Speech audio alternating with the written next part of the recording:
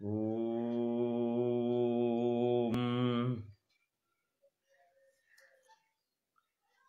वेदान्तार्थप्रकाशेन जगदान्धनिवारकान् सर्वाचार्याग्रगण्यास्तान् वन्दे शङ्करदेशिकान्।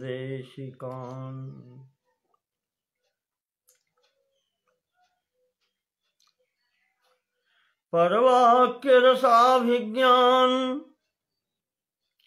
सज्जनान् ब्रह्मवेत्तमान् निन्दासूयादिरहितान् प्रणमामि महत्तमान्।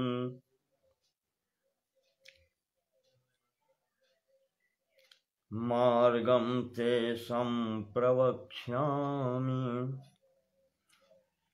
विद्यारण्यप्रकाशितम् सम्यक् नाहं विजानामि यथा मति वदामि ते। श्रीमत्सर्वगुरून् नत्वा पञ्चदश्यानुर्भाषया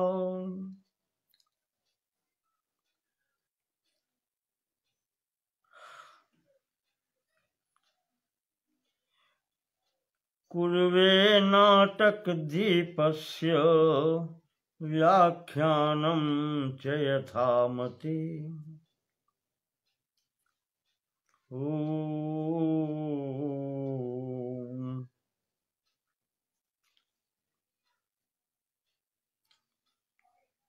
आज के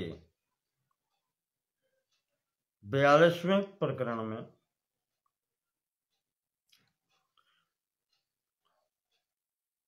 श्रीमद् विद्यारण्य मुनिवर्य प्रणीत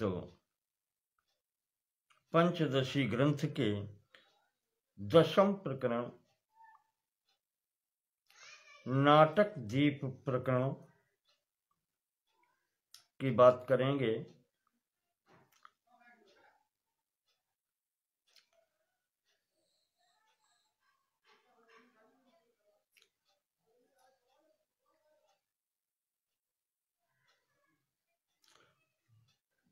चित्त कुछ ढीला लग रहा है स्वास्थ्य की। पहले तो हिम्मत गड़बड़ कर रही थी तो मैंने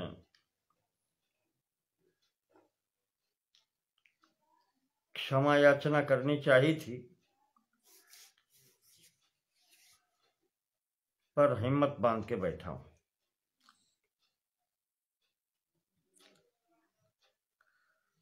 आइए इस प्रकरण ग्रंथ पंचदशी के 10वें प्रकरण पर बात करते हैं।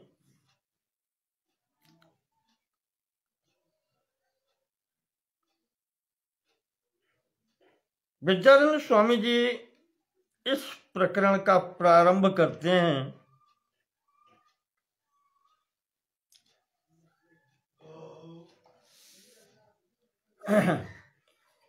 कि परमात्मा द्वयानंद पूर्णः पूर्वं स्वमायया स्वयं एव जगद भूत्वा प्राविशज्जीव रूपतः।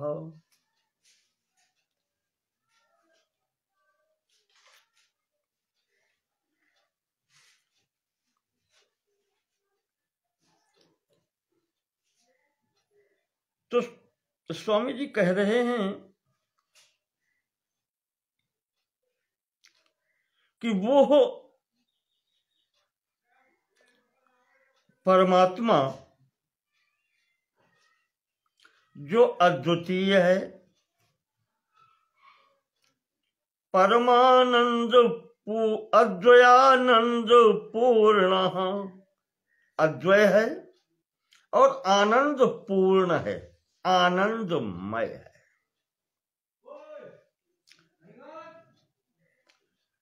ऐसा परमात्मा पूर्वम स्वमायया, पहले अपनी माया के द्वारा स्वयं एव जगद भूत्वा, स्वयं ही इस जगत प्रपंच के रूप में बनता है।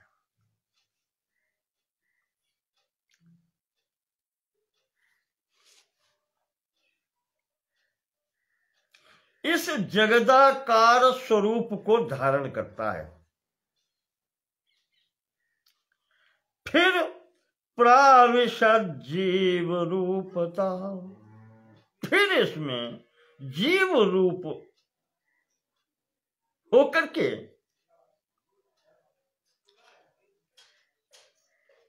प्राविशत, स्वयं एव प्राविशत, स्वयं एव जगत भूत्वा और स्वयं एव प्राविशत,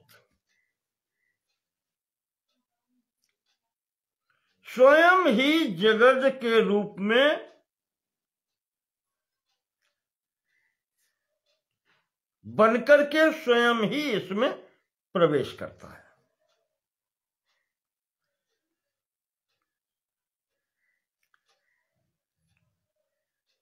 आपको याद होगा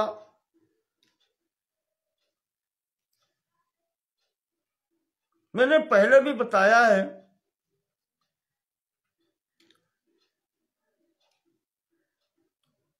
पैंगलोपनिषद,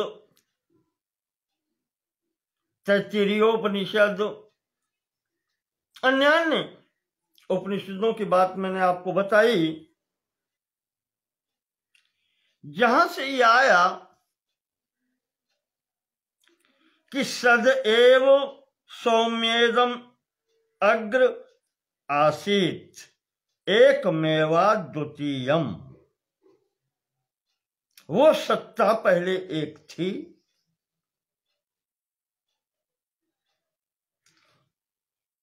एकम एव, एक ही थी, अद्वितीयम, दूसरा कोई नहीं था।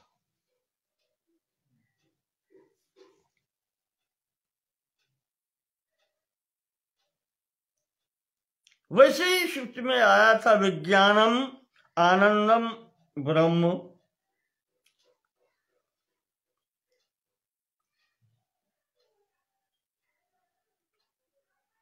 और श्वेताश्वतर में तो आया था कि मायाम तो प्रकृतिम विद्धि माइनम परमेश्वरम, मायाम तो प्रकृतिम विद्धि माइनम तो महेश्वरम, इस प्रकार से आया था।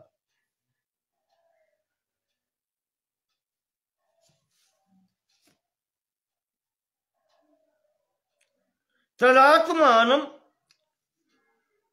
स्वयं अकुरुत, या जैसे पैंगल उपनिषद या जो तैत्तिरीय उपनिषद कहती है,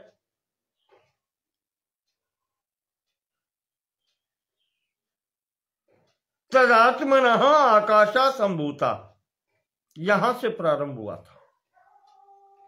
उस आत्मा से ही सर्वप्रथम आकाश तत्व की या सूक्ष्म तन्मात्रा की उत्पत्ति हुई।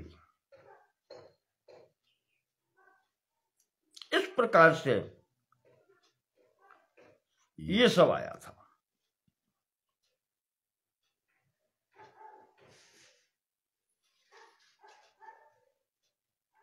और उसी में यह भी स्वीकृत हुआ था कि अनेन जीवेन आत्मनानु प्रविश्य,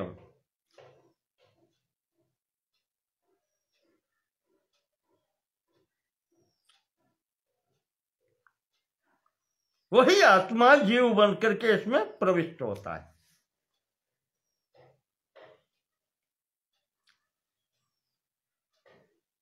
ये बतलाया गया था।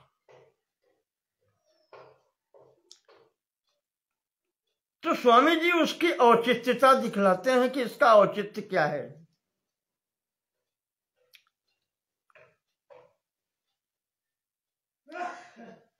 कहते हैं कि विष्णुवाद्य उत्तम देहेषु प्रविष्टो देवता भवत्। वही अद्वितीय ब्रह्म, आनंदमय ब्रह्म,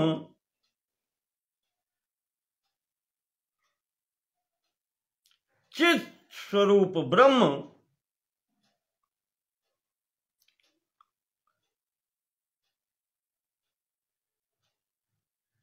जब विष्णु आदिक उत्तम शरीरों में प्रविष्ट होती है तो देवता कही जाती है। देखें आप, अमर्त्याधम देहेषु स्थितो भजति देवताम।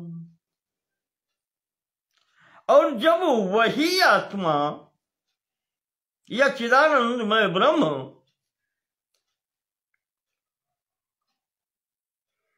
मर्त्यादि अधम देहेषु, मर्त्य ये जो जीव मात्र हैं, विशेषकर मनुष्य आदि कह लें आप उसको,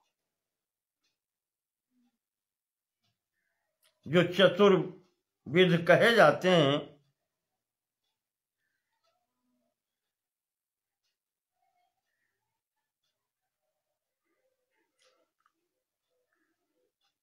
अंडज, स्वेदज, उद्भिज, जरायुज,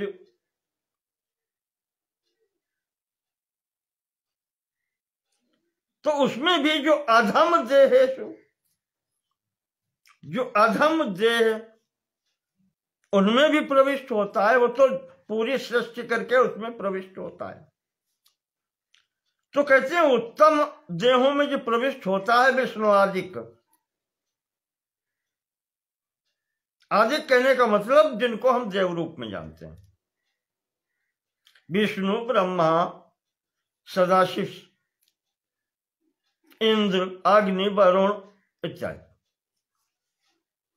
उत्तम देहों में प्रवेश होकर के वही देवता होते हैं। और मर्त्य जो हैं, भूलोक निवासी जो भी हैं, 4 प्रकार के ये जीव, और अधम तिर्यक आदि अधम शरीरों में प्रविष्ट होकर के वही स्थितो भजति देवता, वही इन शरीरों का आश्रय लेकर के उत्तम शरीर वाले देवताओं का पूजन आदि करता है। भजति सेवा करता है, पूजा करता है, उपासना करता है।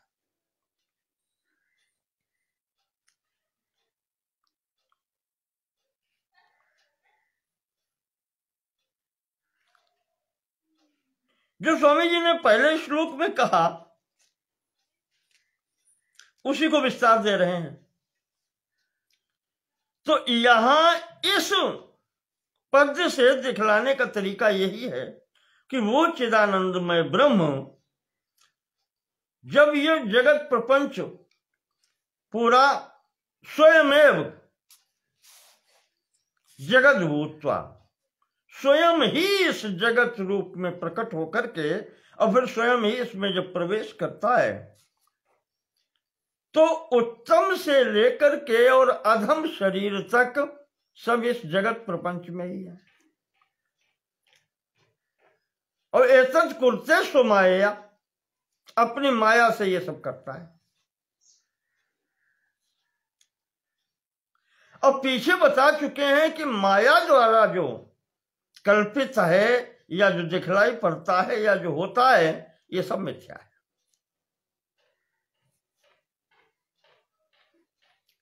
तो कैसे क्या होता है वो आपको बताते हैं।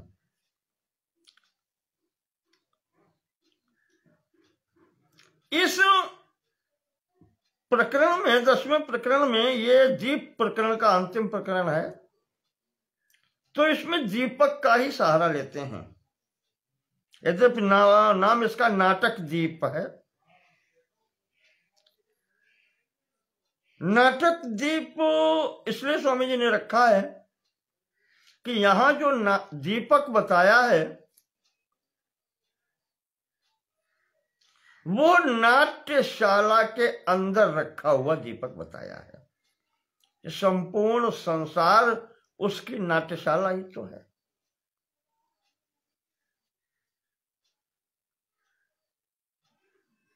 कहीं आया है कि ये सब उसी की नाट्यशाला है और नटाधिराजो परिपूर्णतमः शिवा।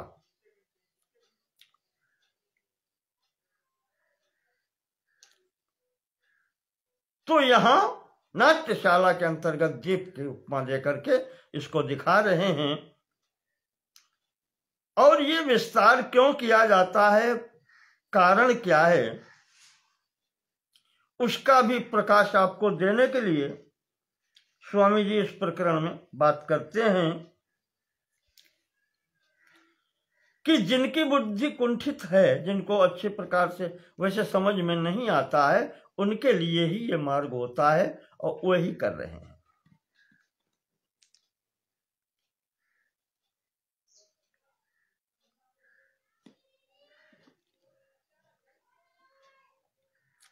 तो एक बात तो ये बताई कि वही सर्व रूपों में, सर्व प्रपंच रूप में स्वयं ही है और इसमें प्रविष्ट भी स्वयं ही है।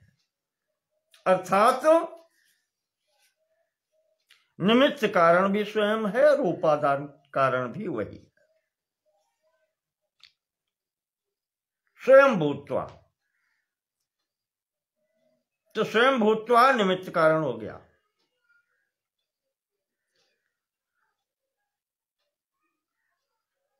और स्वयं करोति स्वमायया, तो निमित्त कारण भी हो गया।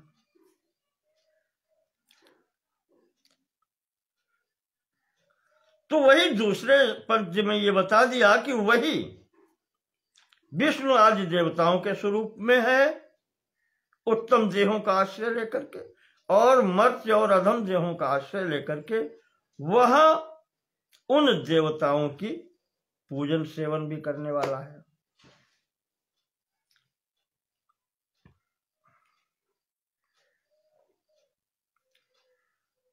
यह घुमा के जो बात कर रहे हैं, ये बता रहे हैं कि उस ब्रह्म में ही इसका अध्यारोपण हो रहा है। ठीक है, इशारा में आप ये समझ लीजिए। उसी की कृत्य माया द्वारा और उसमें स्वयं प्रवेश करना, ये जो है, और माया को मिथ्या बता चुके हैं, इस कारण ये अध्यारोपण कहलाता है। उस ब्रह्म में ही, जैसा उसमें चित्रदीप प्रकरण में बताया था, वो परमात्मा रूपी पर्दे पर ये चित्र है। तो ये अध्यारोपण है, कल्पित है माया के द्वारा।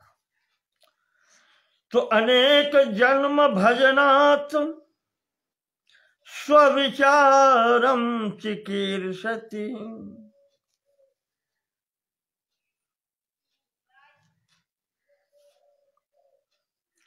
जब वो मर्त्य और अधम शरीरों का आश्रय लेता है तो बहुत अनेक जन्म भजनात्, अनेकों जन्म लेकर के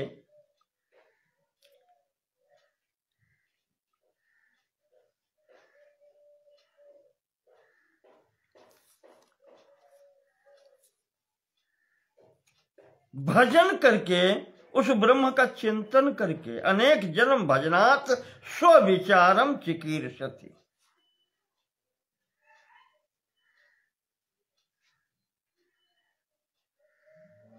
उसे अपने विषय में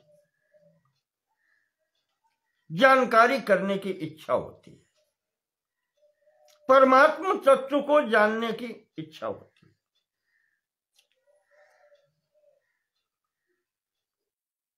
और फिर वो जब इस मार्ग पर चलता है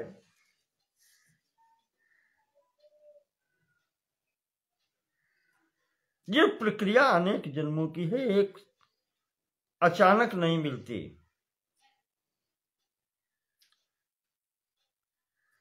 साधना आवश्यक है।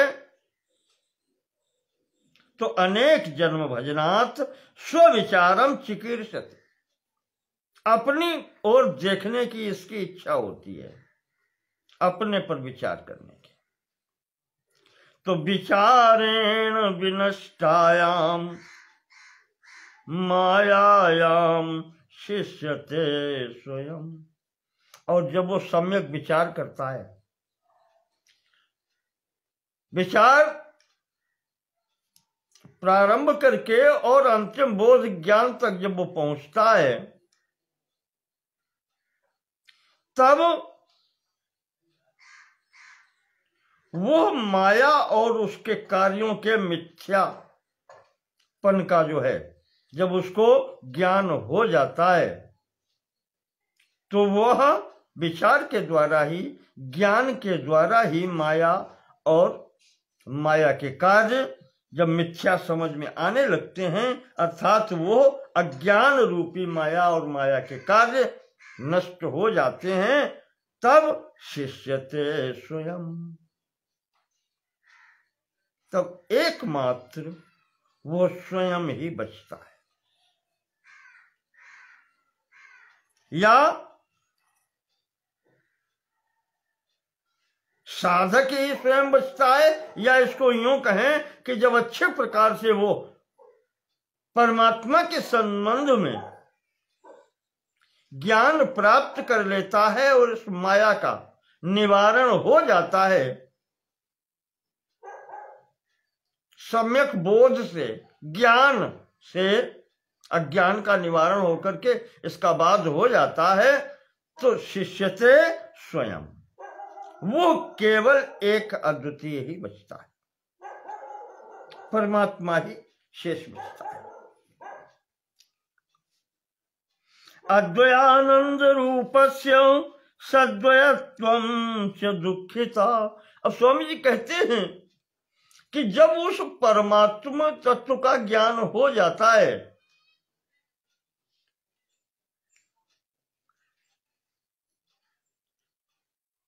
तो जब तक अद्वयानंद रूपस्य सद्वयत्वं च दुःखिता,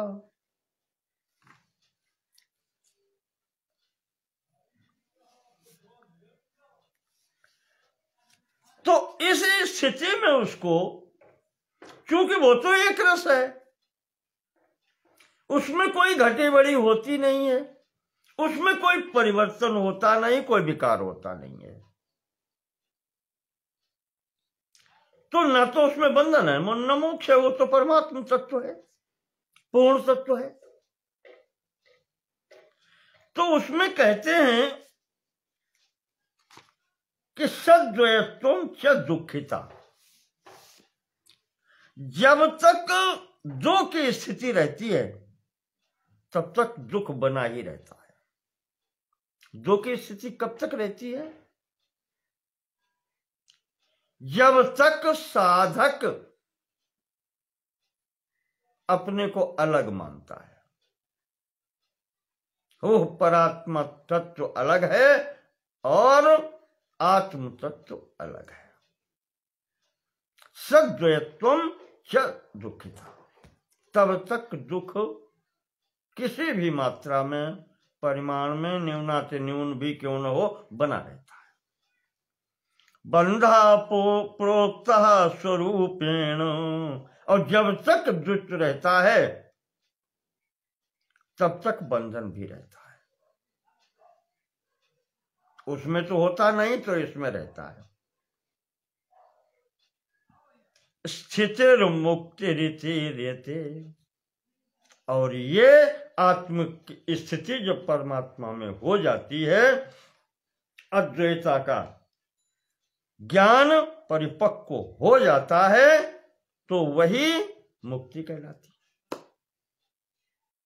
तो जब तक दो बना रहता है तब तक बंधन, और जब ये दो समाप्त हो जाए तब मुक्ति कही जाती है।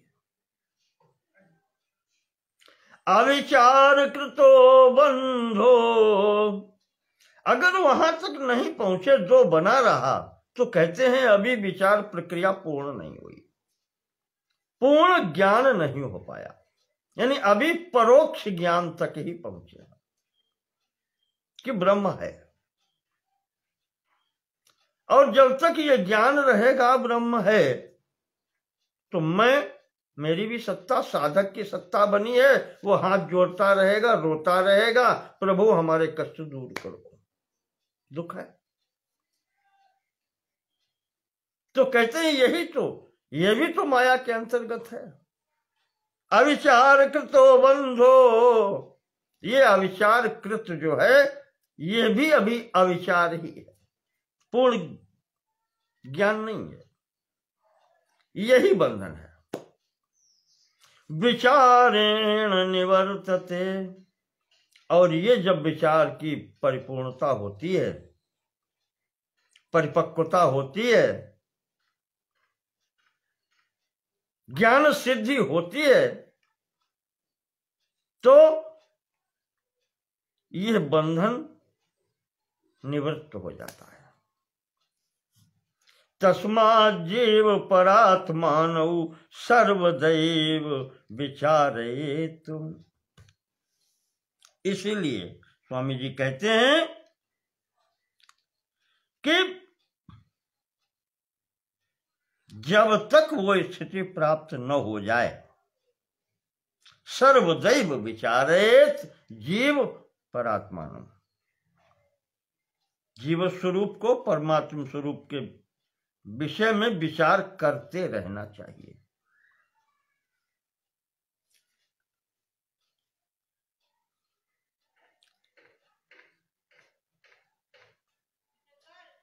अब यहां पर देखो, अभी जो दुख की स्थिति है, अंतर क्या है। अब स्वामी जी धीरे धीरे अंतर बता चुके हैं। परम ब्रह्म परमात्मा वही है, उत्तम शरीरों में देव रूप में, अधम शरीरों में वही सेवक स्वरूपों में कह ले आप।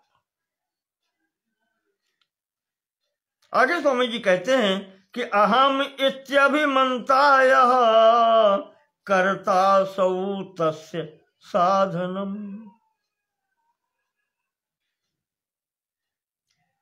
ये जो अहम का भाव है,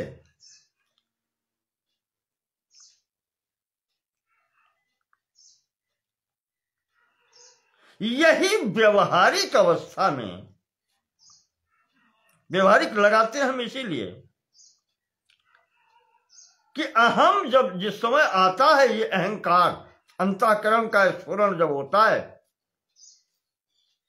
तभी तो जीवत्व आता है।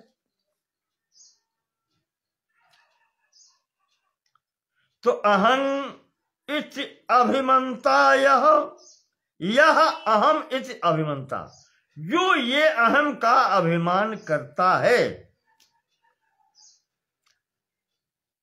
करता सौ असौ करता, फिर वही अहम के कारण ही कर्ता बन जाता है। वैसे तो कुछ करता ही नहीं है, निष्क्रिय, निर्लेप, निरंजन, निर्विकार, वो स्थिति है, उसको अकर्ता है। पर जैसे ही अहम का अभिमान आता है, उसको स्वीकृति मिलती है, तो वहीं से वो कर्ता बन जाता है। तस्य साधनम, उसके साधन क्या है। मनस्तस्य क्रिये अंतर बहिर्वृत्ति क्रमोत्थित। तो आंतरिक साधन जो है वो अंतःकरण है, मन और बुद्धि, और बाहरी जो साधन है वह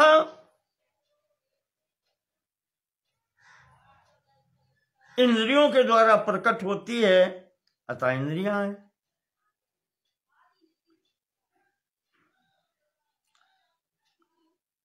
तो मनस्तस्य क्रिये अंतः बहिर्वृत्ति क्रमोत्थित। बहिर जो इंद्रिय वृत्तियां हैं वो होती हैं।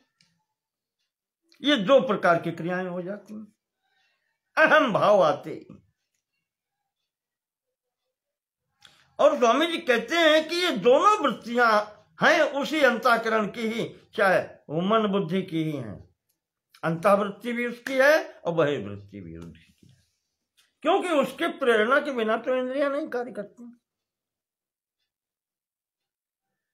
अंतर्मुखा हम इत्येषा वृत्ति ही कर्तारमुल्लिखेत। जो अंतर्मुखी वृत्ति है उसकी अहम भाव होने पर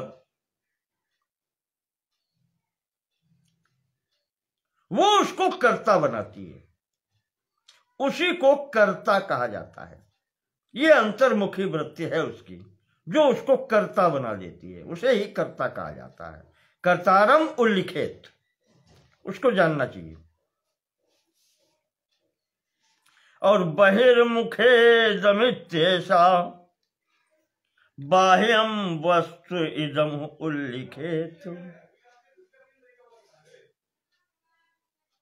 और जो बहिर्मुखी वृत्ति है वो इस शरीर से बाहर वाली स्थितियों को उनके लिए साधन हो जाती है।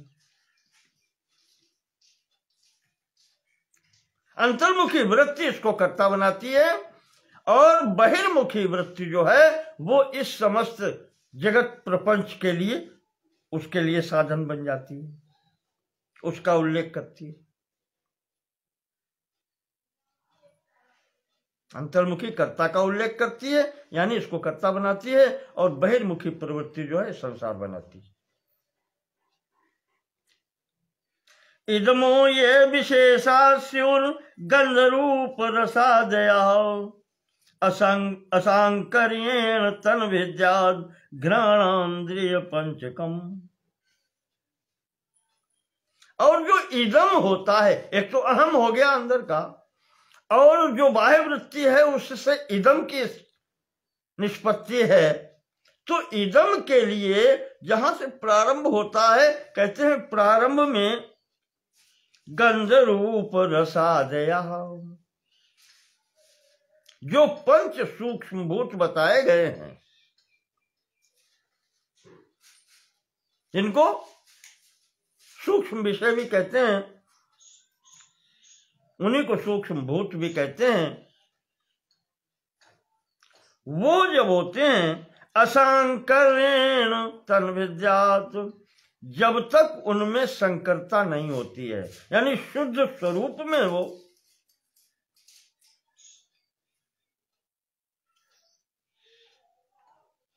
कहना चाहिए आकाश वायु अग्नि जल पृथ्वी, या शब्द स्पर्श रूप रस गंध इस स्वरूप में होते हैं।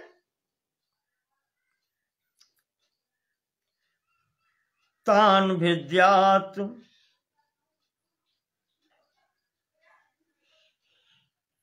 घ्राणांद्रिय पंचकम।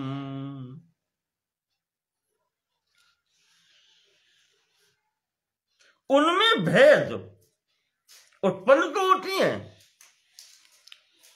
असांकर्येण तान विद्यात, उन विषयों में भेद जो करते हैं, यह जो पंच इंद्रियां हैं वो करती हैं। फिर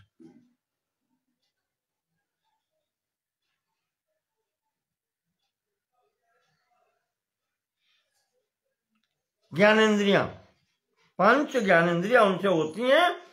तो उन सूक्ष्म भूतों का भेद ये पांच बहिर इंद्रियां बताती हैं।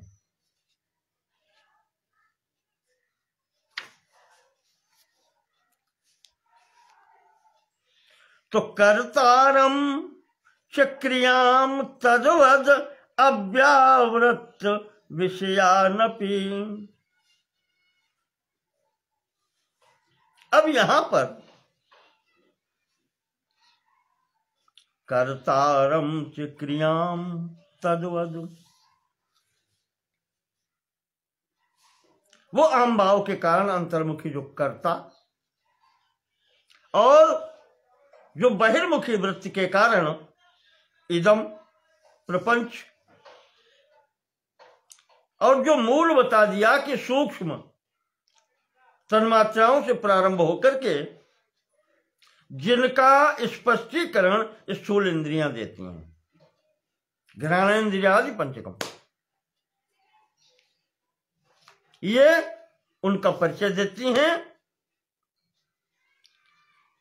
ये दोनों स्थितियां स्फोरेदेकयत्नेन योऽसौ साक्ष्यत्र चिद्वपुः, इन दोनों स्थितियों का जो परिचय देता है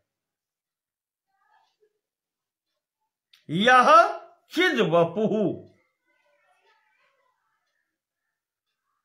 वो जो है वही चित्त स्वरूप है, ज्ञान स्वरूप चिद वपु, जिसका वपु यानी शरीर चित्त है, ज्ञान स्वरूप है।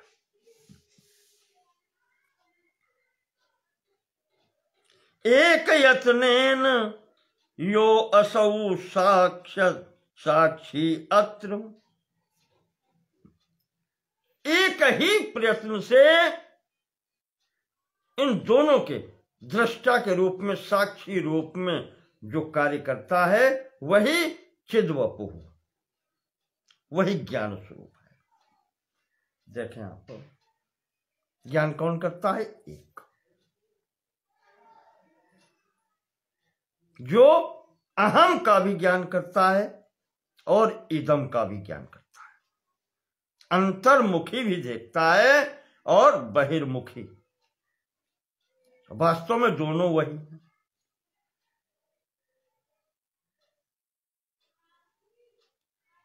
तो ईक्षे शृणोमि जिघ्रामि स्वादयामि स्पृशाम्यहम् इति भासयते सर्वं नृत्यशालास्तु दीपवत्।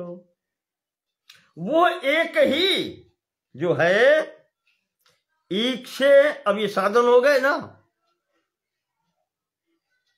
ईक्षे देखता है, शृणोमि जिघ्रामि अहम ईक्षे,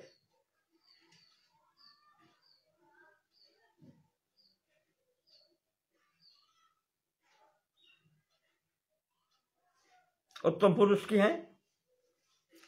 ईक्षे शृणोमि जिघ्रामि स्वादयामि स्पृशाम्यहम्, मैं ही देखता हूं, मैं ही सुनता हूं, मैं ही सूंघता हूं, जिघ्रामि स्वादयामि, मैं ही स्वाद लेता हूं, और मैं ही स्पर्श करता हूं, स्पृशाम्यहम् इति भासयते सर्वम्,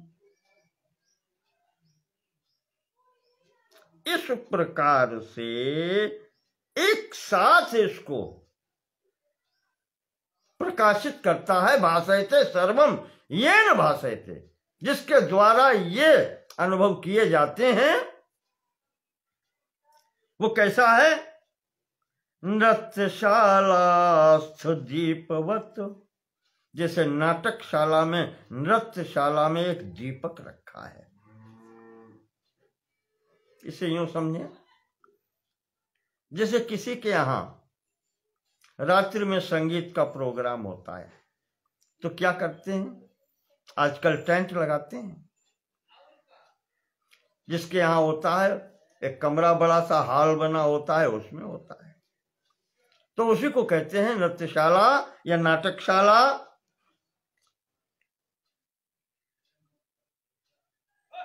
कि वहां एक दीपक होकर के और वो सबको दिखाता है।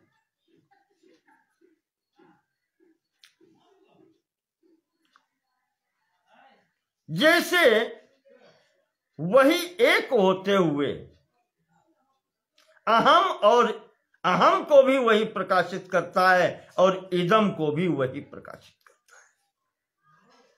दीपक एक है, उसी प्रकार से दृष्टा एक है। नृत्यशाला स्थितो दीपः स्वामी जी उदाहरण का स्पष्टीकरण देते हैं। जैसे नृत्यशाला में एक दीपक रखा है प्रकाश करने के लिए, प्रभुम सभ्यांश नर्तकी,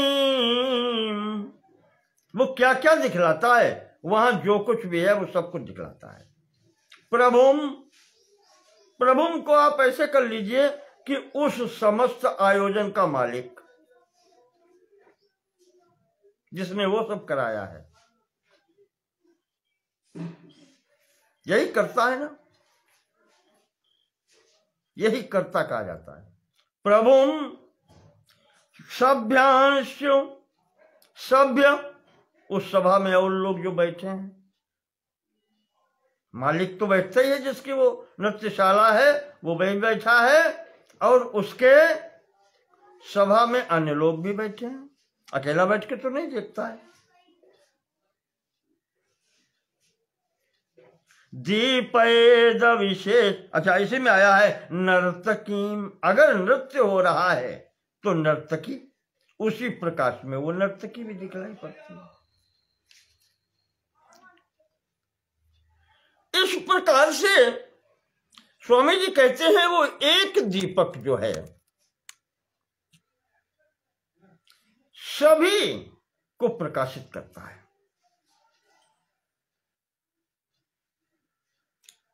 दीपेद अविशेषेण तदभावेपि दीप्यते,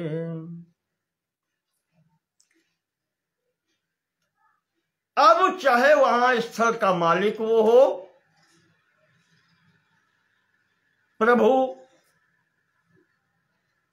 और चाहे वो सभासद हो या वो नर्तकी हो, वो दीपक अकेला अविशेषण किसी के साथ भेदभाव न करते हुए सबको प्रकाशित करता है। सब एक दूसरे को देख रहे हैं। अच्छा, अब आप विचार करें, अब वहां पर यदि ये जो बताए हैं प्रभु सभ्यास नर्तकी, ये तीनों न हो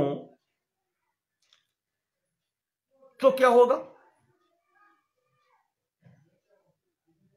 तद अभावे दीप्यते, ये न हो तब भी वो दीपक तो जलता ही है।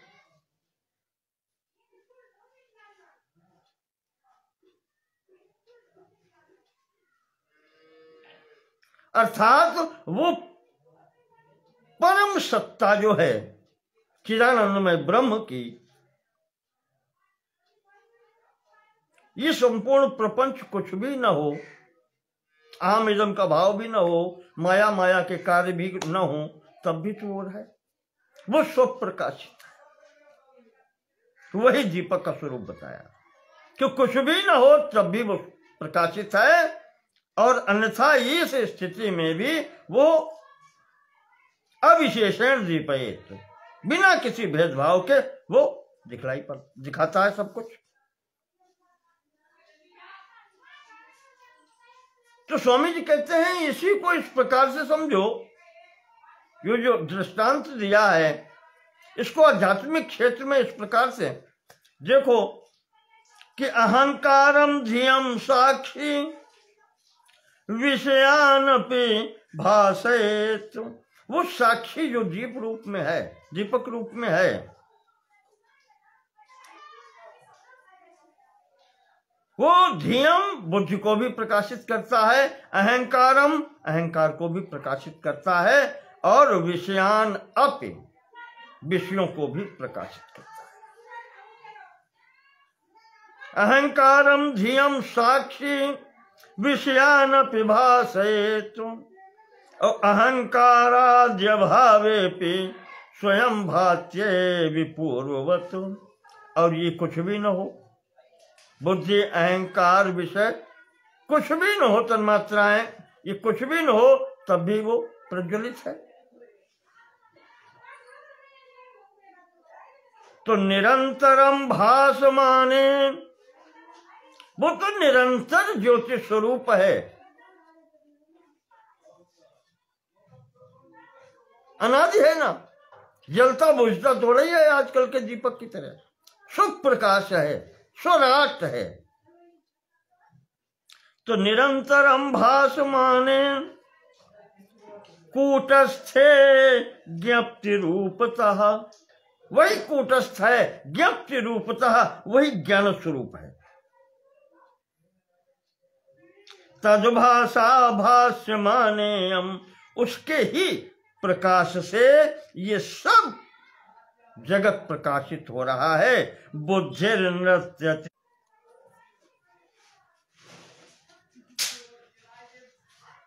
कहते हैं कि उसके प्रकाश से ही समस्त जगत जीव ईश्वर तक सब प्रकाशित है, उसके प्रकाश में ही सब प्रकाशित है। अब बुद्धिर नृत्यति अनेकधा, और यही नर्तकी है।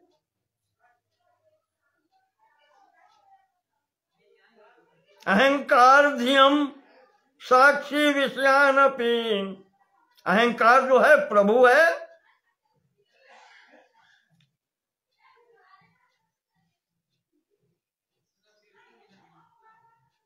बताते हैं आगे। तो कहते हैं कि बुद्धि नृत्यत अनेकधा, अनेक प्रकार से ये विचार रूपी ये जो बुद्धि है ये नाचती है, यही नर्तकी है। माया कलु नर्तकी विचारी, ऐसे सांख्य दर्शन में भी नर्तकी माया को बताया गया है। तो यहां पर स्वामी जी स्पष्टीकरण देते हैं कि अहंकार प्रभु, यहां जो प्रभु बताया है नाटकशाला में जो बैठा है करवा रहा है, करता है जो, वो है प्रभु, यहां का स्वामी वो है इस नृत्यशाला का। सभ्या विषया, और ये विषय जो है समस्त शब्द स्पर्श रूप रसगंध, ये सभ्य हैं, वहां के बैठने वाले उसके सभासद हैं। नर्तको मति, और जो मति यानी बुद्धि है यही नर्तकी है। वही पीछे बताया नहीं कि बुद्धि नर्त्यति अनेकधा, ये बुद्धि नाचती है अहंकार के कारण। तालादि धारिण्यक्षाणी, अब एक और जोड़ दिया इन्होंने, तालादि धारिणी अक्षाणी, अक्ष इंद्रियां, इंद्रियां क्या है? तालादि धारिणी, बाजे बजाने वाली, ताल आदि देने वाली इंद्रियां हैं। भाई नृत्य होगा तो बाजे यंत्र भी तो बजाने वाला कोई चाहिए ना, तो कहते हैं ये इंद्रियां ही उसमें सहयोग करती हैं। तालादि धारिणी धारिणी अक्षाणी दीपः साक्ष्यवभासकः, और यहां जो वो दीपक रखा है नृत्यशाला में नाट्यशाला में, वो अवभाषका सबको प्रकाशित कर रहा है, प्रकाश देने वाला है। रात्रि का प्रोग्राम है, कार्यक्रम चल रहा है, दीपक जो रखा है वो सबको प्रकाशित करता है। कुछ भी न हो तब भी दीपक प्रकाशित है, और ये इदम भाव में सब कुछ होने पर अहम और इदम की स्थिति, इदम अहम और इदम की स्थिति वाला प्रपंच होने पर भी सबको प्रकाशित करने वाला वही एकमात्र जो साक्षी है वो दीपक है।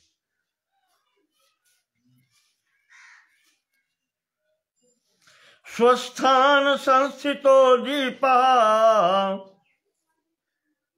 सर्वतो भास्येद यथा, अब दीपक अपने स्थान पर स्थिर है।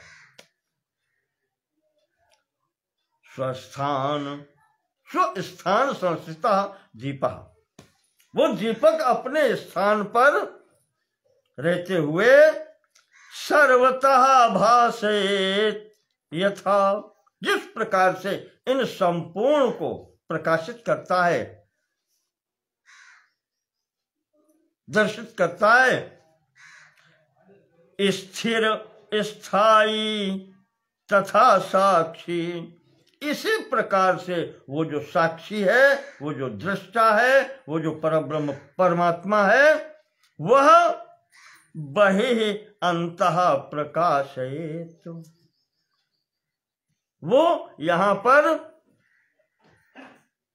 अंतः अहंकार रूप अंतःकरण को भी प्रकाशित करता है, कर्ता को भी, और जो बहिर् इदम रूप में जो भास रहा है, इंद्रियां, विषय, बुद्धि आदि, इन सब को भी वही प्रकाशित कर रहा है। अंतः वही जो भी है, स्थितियां सबको प्रकाशित करने वाला एकमात्र वही दीप है। तो बहिरंतर विभागोयम देहापेक्षो न साक्षिणी। अब ये जो अंतः और बहि, ये दो शब्द बोलते हैं, आंतरिक और बाहरी। स्वामी जी कहते हैं कि उस नृत्यशाला में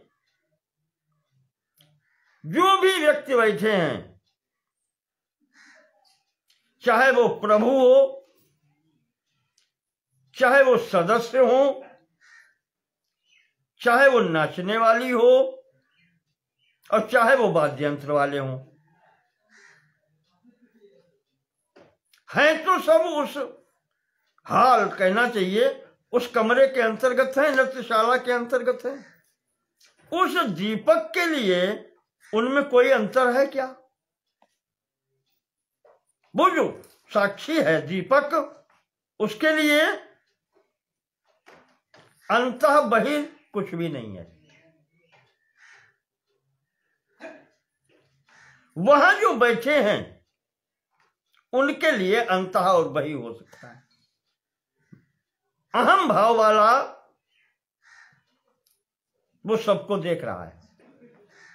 जब तक उसे अपने पर ध्यान नहीं जाता है तो वो इदम देखता है, पर वो ये नहीं समझ पाता कि ये स्वरूप भी जो प्रभु पना का है, अहम भाव का है, ये भी तो उसी में है, तुम भी उसी के हिस्से हो। तो ये अंतः और बाह्य का जो व्यवहार है, देहापेक्षो न साक्षिणी, वो देह की अपेक्षा से हो जाता है। इस देह के अंतर वो अंतर और बाहर वो बाहरी। अहम इसके अंदर और बाहर इदम। विभाग करने वाला जो है वो जो देह की अपेक्षा करता है, जो शरीर को मैं मानता है, उसके लिए अंदर और बाहर का अंतर हो जाता है। अन्यथा न अंदर है न बाहर है, सर्वत्र वही है। विषया बाह्य देहस्था देहा देहस्यांतर अहम कृति। संपूर्ण विषय इंद्रियां ये सब बाहर हैं और अहंकार जो है वो अंदर है। ये देह के अनुसार है विभाग इसका। अन्यथा साक्षी की दृष्टि में अंदर बाहर कुछ नहीं है। आत्म तत्व का अगर विचार करें तो आत्म तत्व की दृष्टि में ये शरीर भी इस प्रपंचांतर्गत ही है, तो उसके लिए अलग कुछ है ही नहीं। वो उसके लिए तो संपूर्ण प्रपंच एक ही है। जब अहंकार कार्य करता है, वो प्रभु इस शरीर को ही अपेक्षा विवक्षा इस शरीर की कर लेता है, तो उसके द्वारा देहापेक्षित हो जाने के कारण अंतः और बाहरी का व्यवहार होने लगता है। और वैसे अंतः बाहर का इसमें कुछ नहीं है। अंतस्था धी सहैवाक्षर बहिर्याति पुनः पुनः। अब इसके अंतर्गत रहने वाली मन या बुद्धि जो भी है,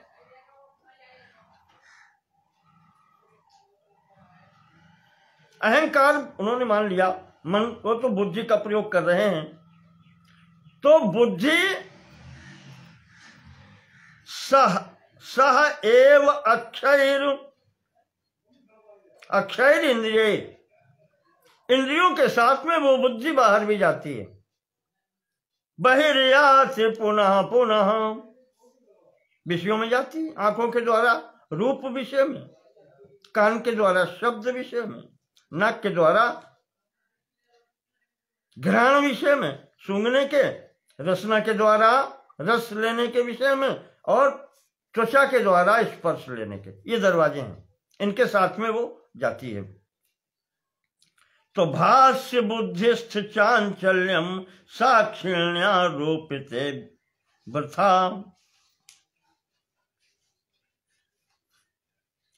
अब ये चंचलता है वो जो बुद्धि की है, जो इंद्रियों के साथ में इस प्रकार से बाहर भीतर आती जाती है, और जो ज्ञान नहीं, जिसको ज्ञान नहीं है, वो इसका आरोपण आत्मा पर कर देते हैं।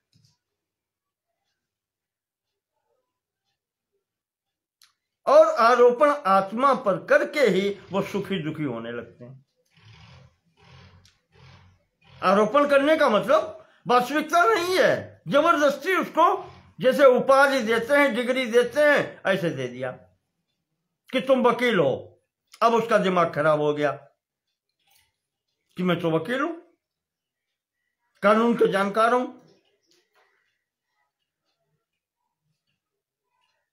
वास्तविकता में वो कागज के टुकड़ा ये तो है, शरीर वही है। उपाधियां हटा दीजिए, तयो रपोहे न भटो न राजा।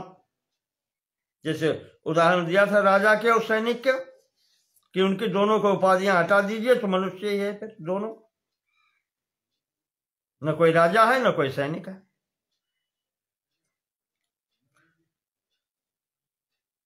तो कहते हैं कि ये बुद्धि की चंचलता जो है वो अज्ञानवशों हम लोग सीधा आत्मा के ऊपर आरोपित कर देते हैं, उसी साक्षी पर आरोपित कर देते हैं, जो दीपकवत सबसे अलग है। क्या लेना देना उस दीपक से?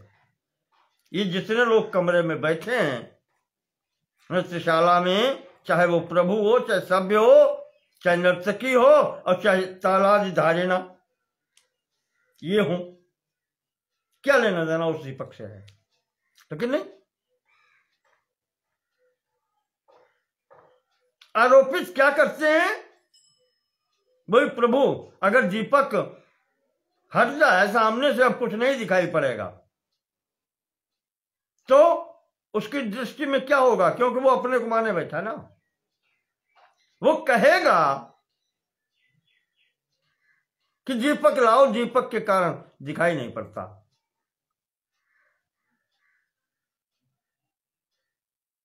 दिखाई क्यों नहीं पड़ रहा ये नहीं पता, दीपक के कारण वो सब दिखाई पड़ना न पड़ना, वो कारण हेतु उस दीपक को मान लेता है।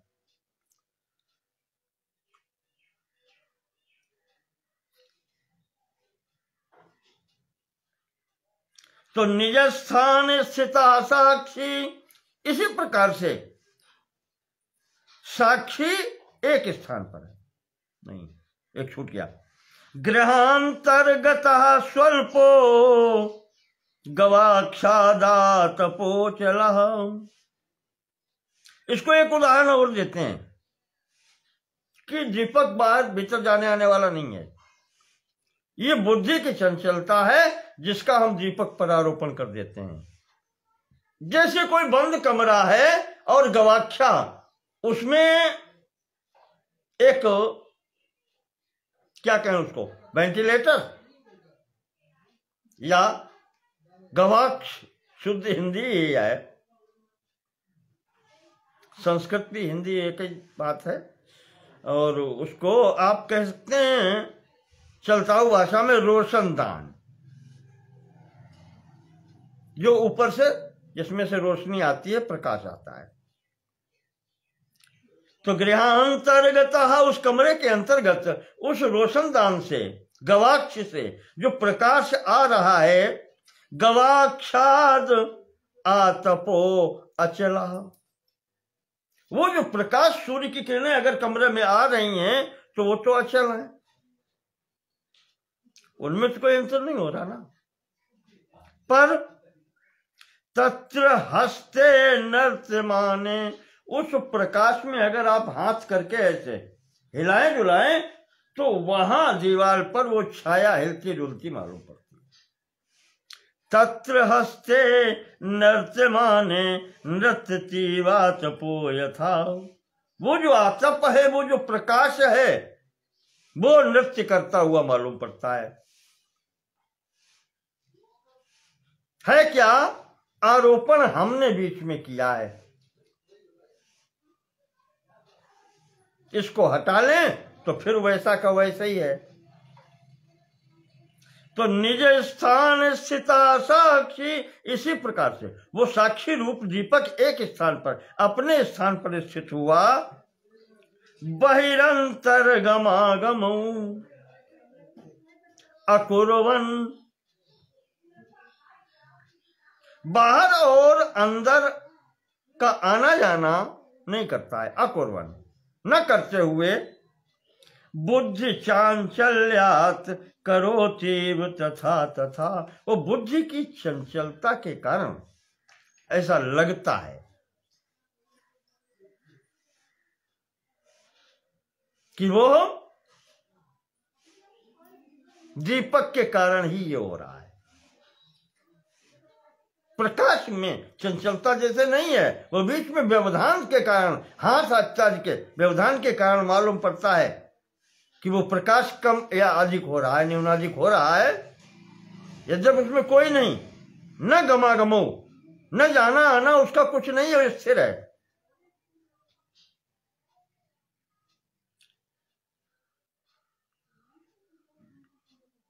तो स्वामी जी कहते हैं उसी प्रकार से वो साक्षी रूप जो है दीपक रूप में साक्षी कूटस्थ, वो बाहर अंदर जाता आता कहीं नहीं है, वो अपने स्थान पर रह करके ही सब कुछ प्रकाशित करता है, दिखलाता है। न बायो नांतरा साक्षी बुद्धेर देशौ हितौ उभौ, वो साक्षी न तो बाहर है न अंदर है, उसके लिए कुछ बाहर अंदर है ही नहीं।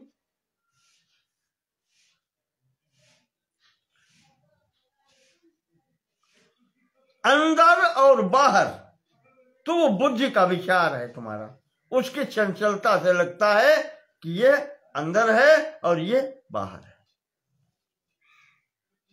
उस साक्षी का, उस साक्षी की दृष्टि में अंदर बाहर कुछ भी नहीं, उसके लिए तो सब बाहर ही है।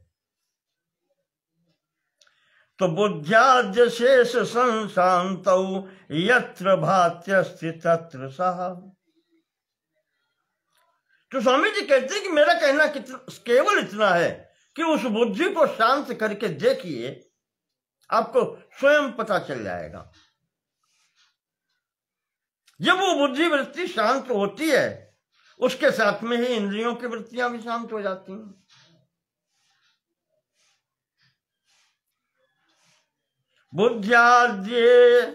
बुद्ध्याद्य बुद्धि और आदि,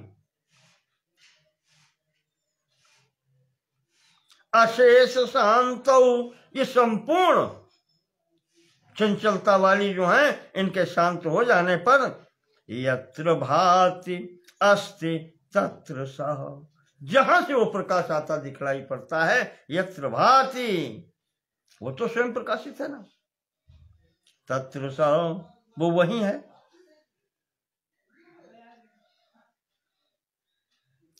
देशः कोपि न भासेति यत् तर्यस्त्वदेश भाक्,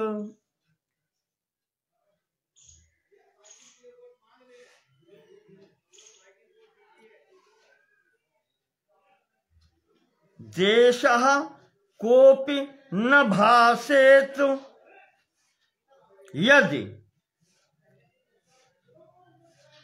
यदि कुछ भी दिखलाई नहीं पड़ रहा है, दृष्टा तो है, दीपक है, और वहां कुछ भी नहीं दिखलाई पड़ रहा है, तो तरहि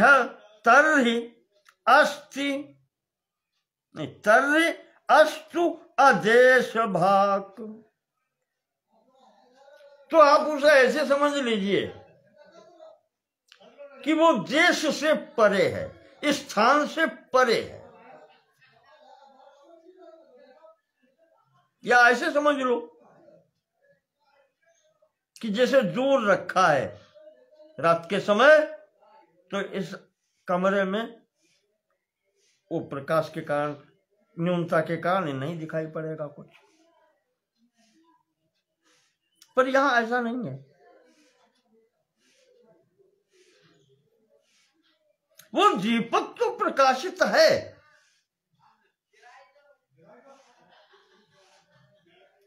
दीपक तो प्रकाशित है, उसकी स्थिति देश से भी परे है। देश से परे कहने का कारण ये हो जाता है, जैसे नहीं कि वो पुरुष सूक्त का जो मंत्र कहता है, सत्यष्ठत दशांगुलम, संपूर्ण को व्याप्त करके भी इससे दशांगुल बाहर रहता है। इसके अंदर है भी और नहीं भी, नहीं इस स्थिति में है कि वो संपूर्ण का संपूर्ण इसके अंदर नहीं है, इससे बाहर भी है।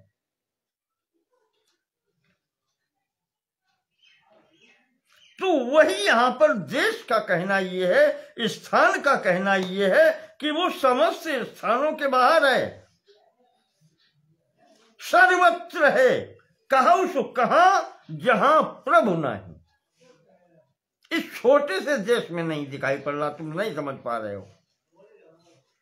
ये तुम्हारी विचार शक्ति की न्यूनता है, तुम्हारी न्यूनता है, बुद्धि की वृत्ति जहां तक पहुंच रही है, तुम उसमें बुद्धि की मंदता है जो पीछे बता चुके, जिसके कारण तुम समझ नहीं पा रहे हो। यही तो विचार करना है। जगत प्रकाश्य प्रकाशक रामू, वो शक्ति, वो परमात्मा, वो राम एक ही है, जगत प्रकाश्य है। और वैसे कितने जगत हैं उसके, उस आभा मंडल में सबको प्रकाशित करने वाला तो एक ही है। तो सर्वदेश प्रकृत्यैव सर्वगत्वं न तो स्वतः। तो मैंने कहा जैसे उसके क्षेत्र में जाने कितने ये ऐसे प्रपंच हैं,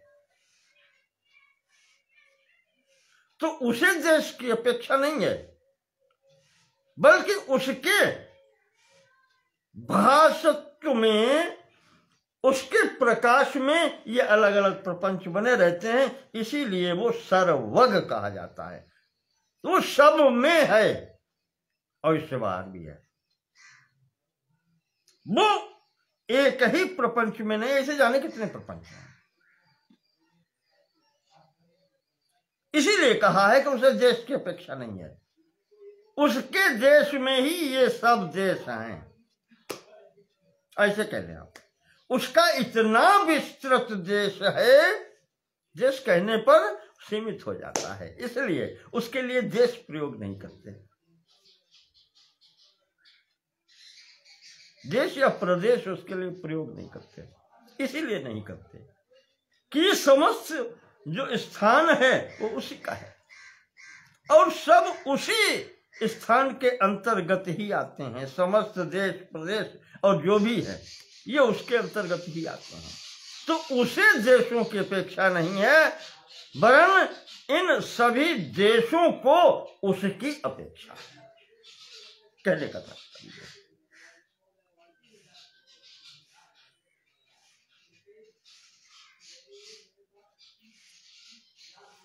सर्वदेश प्रकृत्यैव सर्वगत्वं न तु स्वतः। ये स्वभाव है उसका, गमागमो न विद्यते, वो कहीं जाता आता नहीं है, ये स्वभाव है उसका, जो सर्वग कहा जाता है, सब में गया हुआ है, सब में व्याप्त है, विभु है। तो अंतर बहिर्वा सर्वम, अंतर बहिर्वा सर्वम वा यम देशम परिकल्पयेत। चाहे अंदर का हो और चाहे बाहर का हो, अंतर बहिर्वा और सर्वम वा, सब में अंतर बहिर सम्मिलित। चाहे अंदर कहो, चाहे बाहर कहो, और चाहे अंदर बाहर सभी स्थानों पर कहो। यम देशम परिकल्पयेत बुद्धि, बुद्धि जिन जिन देशों की कल्पना करती है,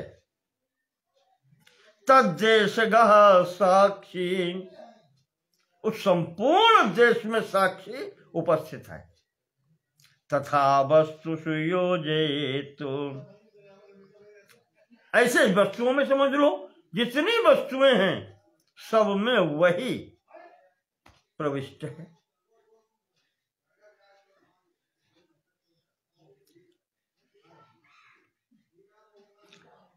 यदि यदि रूपादि कल्पे, तो अभी संपूर्ण वस्तुएं बता दी।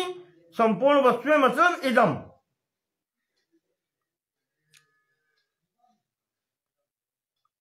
तो यदि यदि रूपादि कल्पे, तो और इसी प्रपंच के अंतर्गत जो अलग अलग रूपों की कल्पना की गई है, जैसे देव रूप, मनुष्य रूप, पशु रूप, स्थावर रूप, जंगम रूप, जो भी है, जड़ रूप, चैतन्य रूप, यदि यदि रूपादि कल्पे, तो बुद्धिया, बुद्धि के द्वारा जिन जिन रूपों की कल्पना की गई है, तत्त प्रकाशयन, वो उन सब को प्रकाशित करता है। उनको प्रकाशित करते हुए तस्य तस्य भवेत् साक्षी, उन सब का साक्षी भी वही है, स्वयं सबको देख रहा है, दृष्टा है। बुद्धि की जितनी भी परिकल्पनाएं हैं नाम रूप के स्वरूप में, नाम रूपात्मक जिसको कहें, जितनी भी परिकल्पनाएं बुद्धि के द्वारा हैं, उन सब को प्रकाशित भी करता है और दृष्टा भी है, देख भी रहा है। भवेत् साक्षी स्वतो बाग बुद्ध गोचरः, वाणी बुद्धि इन सब से परे रहकर भी इनको भी देखता है, यानी नर्तकी को भी देखता है, वाद्य यंत्र बजाने वालों को भी देखता है, उन सभ्यों को भी देखता है और उस कर्ता को भी देखता है। तो कथम ताद्रंग मया ग्राह्य इति चैन्मयैव गृह्यताम्। स्वामी जी कहते हैं, अब तुम ये कहोगे कि वो दृष्टा मेरी पकड़ में क्यों नहीं आ रहा। अगर ऐसा है, तांद्रंग मया कथम ग्राह्य न,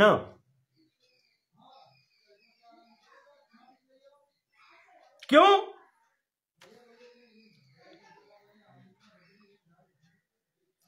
चेन कथम ताद्रंग मया ग्राह्य इति चेन।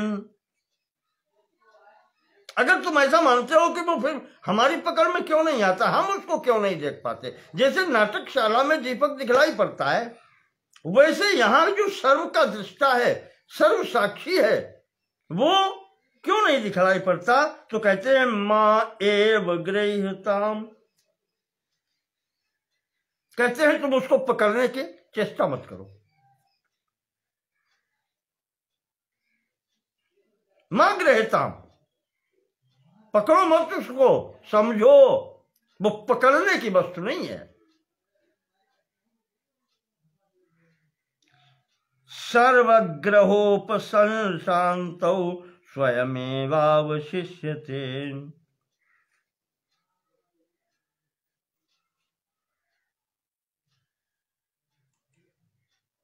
संपूर्ण ग्रहों के शांत हो जाने पर, ये सब ग्रह ही है, या ग्रह को यहां पर आप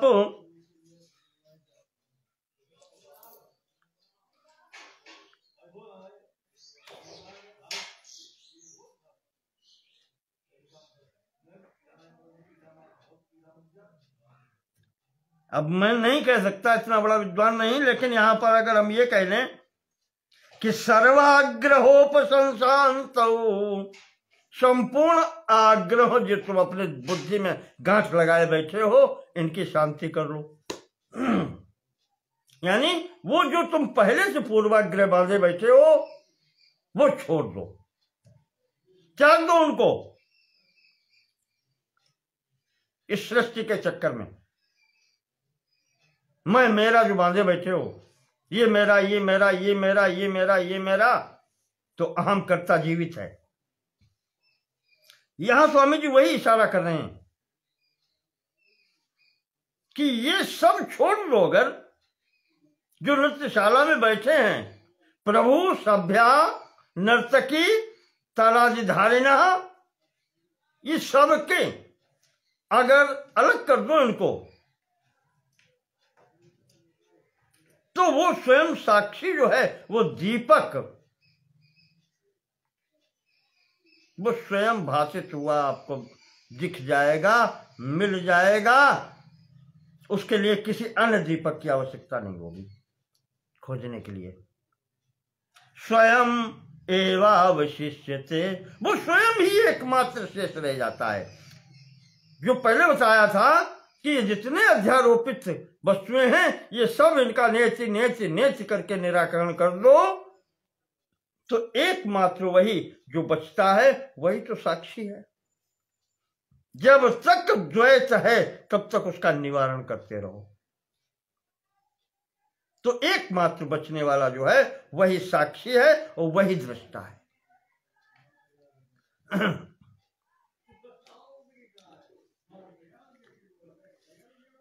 सर्वग्रहोपशान्तौ या सर्वाग्रहोपशान्तौ,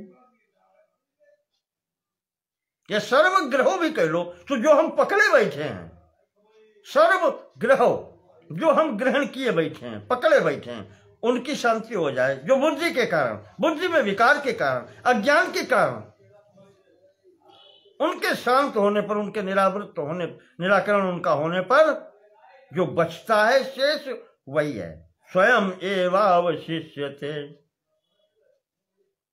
जो शेष बचता है वो वही है।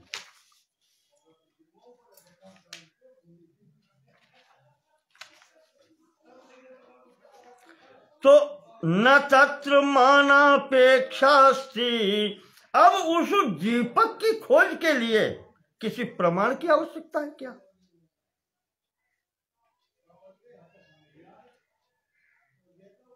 किसी मान, यार यहां जो मान शब्द प्रयोग करते हैं वो प्रमाण के लिए। न तत्र मानापेक्षास्ति, उस दीपक की खोज के लिए, उस दृष्टा की खोज के लिए किसी प्रमाण की आवश्यकता नहीं है। स्वप्रकाश स्वरूपता, वो तो स्वरूप से ही सुप्रकाशित है। खोजी ही रवि की दीप कर लीने, साधारण भाषा में, क्या सूर्य को खोजने के लिए किसी दीपक की आवश्यकता होती है? और जहां पूरी नृत्यशाला में एक ही दीपक जल रहा है, दूसरा है ही नहीं, तो वहां से सब लोगों को अगर हटा भी दें आप, तो उस दीपक के लिए क्या किसी प्रमाण की जरूरत पड़ेगी जो ये सिद्ध करे कि ये दीपक है? दीपक तो स्वतः प्रमाणित होता है, स्वयं प्रकाशित होता है। तादृग विपत्यपेक्षा चेत श्रुतिम पठ गुरोर्मुखात्। और अगर ऐसे जो दीपक के लिए भी तुम्हें अगर प्रमाण की जरूरत है तो स्वामी जी कहते हैं कि अभी तुम्हारी पढ़ाई पूरी नहीं हुई, बेटा गुरु की सेवा करो किसी की। गुरुमुखात्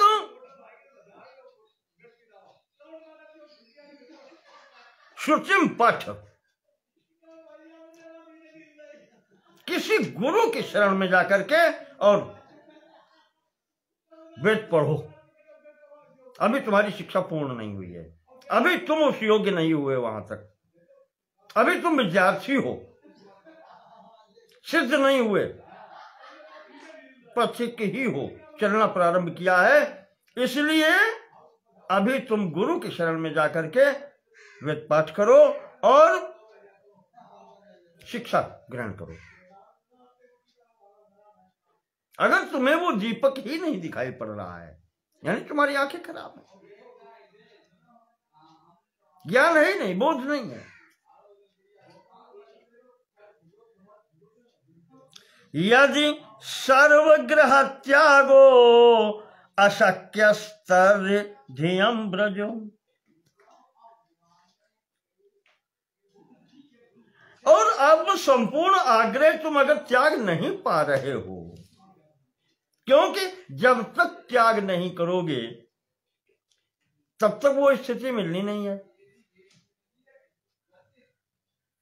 वो स्थिति तब तक नहीं मिलनी है जब तक वैराग्य न हो, संपूर्ण त्याग न हो।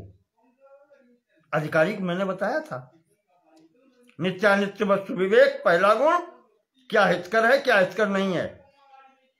दूसरा वैराग्य, तीसरा 6 संपत्तियां बताई थी, शम दम उपरति, तितिक्षा श्रद्धा समाधान, और चौथी मुमुक्ष हो, मोक्ष प्राप्त करने की इच्छा भी हो, तब इस मार्ग में चलना होता है। तो स्वामी जी कह रहे हैं कि अगर तुम कुछ छोड़ ही नहीं पाए अभी तक, यदि सर्वग्रह त्यागो अशक्य, कोई वस्तुओं का त्याग नहीं कर पाए या आग्रहों का त्याग नहीं कर पाए या वासनाओं का त्याग नहीं कर पाए, उनमें अशक्य हो, तर्धियम ब्रज, तो फिर बुद्धि के शरण में जाओ। बुद्धि जो परमात्मा ने दी है उसका प्रयोग करो, उसकी शरण में जाओ। शरणम बुद्धिम ब्रज तर्धियम ब्रज शरणम तद अधीनो, उसके अधीन रह करके अंतर बहिर वैशोनुभूयताम, और उसका आश्रय लेकर के तद अधीनो गुरु अधीनो, गुरु के अधीन रह करके वो पढ़ करके और शिक्षा ग्रहण करके बुद्धि को परिपक्व करके विचार करते हुए तब अंतर बहिर के बारे में जान पाओगे। तब तुम्हें अंतर क्या है बाहर क्या है इस सब का अनुभव होगा। वहां जाकर के इसको ग्रहण करो, और जब ये तुम्हें ज्ञान हो जाएगा अंतर बहिर ये सब का, तो फिर अंतिम स्थिति में उस साक्षी का ज्ञान हो जाएगा। फिर तुम्हें साक्षी के लिए प्रमाण की आवश्यकता नहीं पड़ेगी। स्वामी जी कहते हैं वही तो इसके अंतर्गत जिसको आत्मा कहते हैं उसका तो कोई भी निषेध कर नहीं पाता। वही साक्षी है, वही दृष्टा है, और वही जिसको आप अहम भाव के कारण जीव कहते हैं, वही जो आत्मा है वही परब्रह्म परमात्मा है। अयम आत्मा ब्रह्म। इस प्रकार से यहां नाटक दीप प्रकरण के अंतर्गत स्वामी जी ने नृत्यशाला का उदाहरण लेकर के ये भली प्रकार से समझाया कि अंतिम व्यवस्था ये है। ज्ञान की इस प्रकार से तत्व ज्ञान प्राप्त करो। अगर ये नहीं सब छोड़ पा रहे हो तो गुरु की शरण में जाओ, वेद पढ़ो, वैदिक ज्ञान प्राप्त करो, गुरु की शरण में रहो, गुरु सेवा करो। यहीं पर एक याद आता है,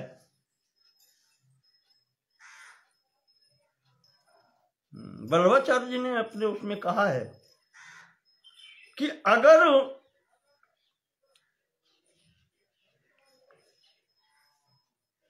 संसार नहीं छोड़ पा रहे हो, जैसे एक साधारण उदाहरण है, जैसे ये घर नहीं छोड़ पा रहे, ठीक है, घर नहीं छोड़ पा रहे हो तो वल्लभाचार्य जी ने कहा है कि इस घर में ऐसे रहो कि ये घर मेरा नहीं है, ये भगवान का है, मधुसूदन का, भगवान कृष्ण का है, मैं उसके घर में उसकी दया पर रह रहा हूं। जिस दिन वो निकाल देगा, निकलना पड़ेगा, मेरा नहीं है, बस इतना करके रहो इसमें, ये सब उसका है, तो तुम्हारे अंदर अहम भाव नहीं आएगा। और वही स्वामी जी ने यहां पर नृत्यशाला का उदाहरण देकर के ये बतलाया है कि जब वो वहां तक अहम भाव तक की समाप्ति हो जाएगी तो तुम्हारा दृष्टि में फिर आंतरिक और बाहरी का भेद मिट जाएगा, तो तुम्हारे समझ में आ जाएगा कि अयम आत्मा ब्रह्म यही साक्षी है, यही दीपक स्वतः प्रकाश है। फिर इसके लिए अन्य प्रमाणों की आवश्यकता नहीं पड़ेगी। न तत्र मानापेक्षा से, वहां पहुंचने पर, दृष्टा का अनुभव कर लेने पर, अपरोक्ष ज्ञान हो जाने पर, सह अहम अस्मि, अपरोक्ष ज्ञान प्राप्त हो जाने के बाद में फिर किसी प्रमाण की आवश्यकता नहीं होती। दीपक के ज्ञान के लिए किसी दूसरे दीपक की आवश्यकता नहीं होती है। इस प्रकार से ये यहां पर नाटक दीप प्रकरण 10वां प्रकरण जो है ये पूर्ण होता है। इतना ही इसमें बताया गया है।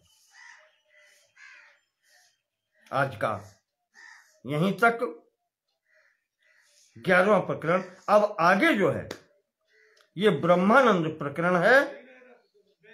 इसमें भी 5 प्रकरण हैं।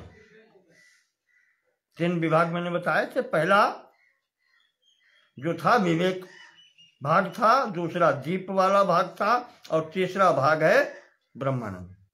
तो ब्रह्मानंद के अंतर्गत उसकी अवस्थाएं 5 प्रकरणों में ये भी हैं। एकादश से लेकर के पंचदश तक, 11वें से 15वें तक। उसके बारे में फिर ब्रह्मानंद की बात अब आगे प्रारंभ होगी। स्वास्थ्य आज कुछ थोड़ा सा डगमगा रहा था, सब ईश्वर की इच्छा है, वो देखेंगे। कोई चिंता की बात नहीं है, सब सही रहेगा। यहीं पर पूर्ण करते हैं। नमो नमः। धन्यवाद।